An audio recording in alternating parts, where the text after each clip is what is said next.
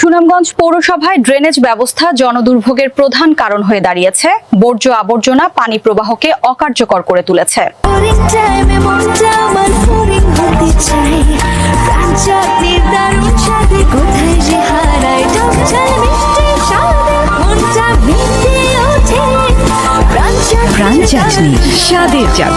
সুনামগঞ্জ পৌর শহরের ড্রেনেজ ব্যবস্থা নাগরিক দুর্ভোগের কারণ, ময়লা আবর্জনায় অকার্যকর পানি নিষ্কাশ।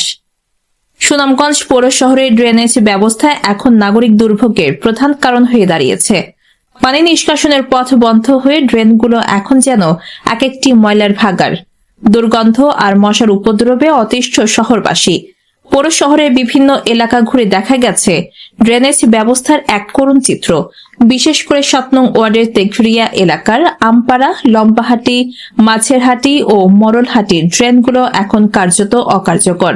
ময়লা জমে থাকায় ড্রেন দেখে বোঝার উপায় নেই যে এগুলো দিয়ে একসময় পানি প্রবাহিত হতো।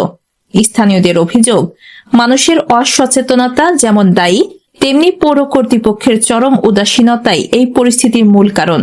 পচা পানি দুর্গন্ধে এলাকায় মশা মাছির উপদ্রব বেড়ে যাওয়ায় শিশুরা সহ সাধারণ মানুষ মারাত্মক স্বাস্থ্য ঝুঁকিতে রয়েছেন।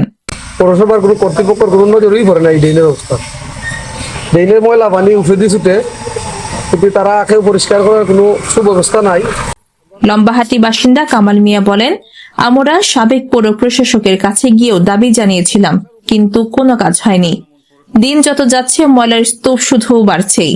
শহরের পশ্চিম বাজারের বাসিন্দা হরেকৃষ্ণ রাম বলেন, বাজারের ড্রেনের পচা পানি রাস্তায় উপচে পড়ে। স্কুলগামী শিক্ষার্থী আর ব্যবসায়ীরা এই নোংরা পানি মারিয়েই চলাচল করতে বাধ্য হচ্ছে। পৌর কর্তৃপক্ষের আশ্বাস থাকলেও শহরবাসীর দাবি কেবল মুখে নয়, কার্যকর পদক্ষেপ দেখতে চান তারা।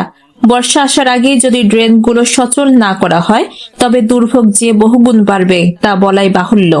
আমরা ড্রেন নিয়ে কাজ করতেছি। এখন বর্ষা মৌসুম আসতেছে, ড্রেনের বিভিন্ন স্থানে আছে যেখানে স্ল্যাব নেই, আর স্ল্যাব সহ থাকা সত্ত্বেও আমাদের জনগণ বা বালু ড্রেনের উপরে একটা ড্রেন ভরাট করতেছে।